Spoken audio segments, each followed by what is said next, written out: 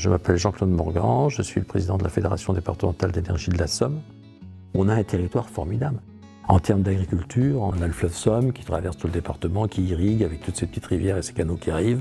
Et on a une richesse qui est chez nous, dans le milieu rural en règle générale, qui est la biodiversité. La Fédération départementale, qui est un syndicat de communes, un CIVOM, qui regroupe 769 communes aujourd'hui sur le département. Les communes nous confient tout ce qui est énergétique sur leur territoire et nous, après, on essaie de leur rendre service, on fait des groupements de commandes, on subventionne, etc., pour faire en sorte que les petites communes arrivent à faire quelque chose, quoi. Notre premier réseau de chaleur actuellement, c'est la ville de Corbie, 6500 habitants.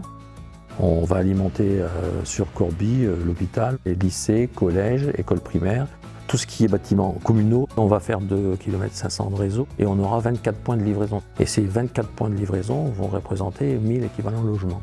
L'investissement du maire sur le projet réseau de chaleur sur Corbie a été important. C'est lui qui a fait en sorte que les polices d'abonnement soient aujourd'hui rationnelles et qu'on ait suffisamment d'abonnés pour la rentabilité du système.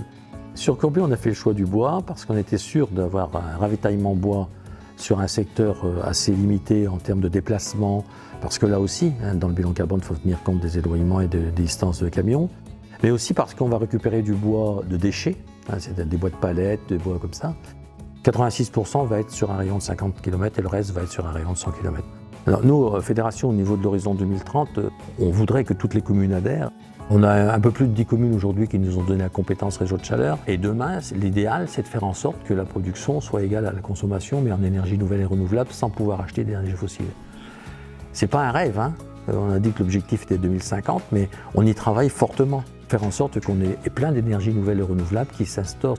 Le réseau de chaleur, c'est une opportunité pour un village. On prend conscience de l'isolation, on prend conscience de toutes les pertes d'énergie qu'il faut limiter.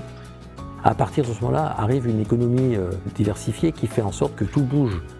Quand on regarde l'investissement sur Corbie, c'est 4,2 millions. On a obtenu 2,1 millions de subventions, donc 1,2 million et 900 000, soit de la région, soit de l'État, aussi de l'Europe.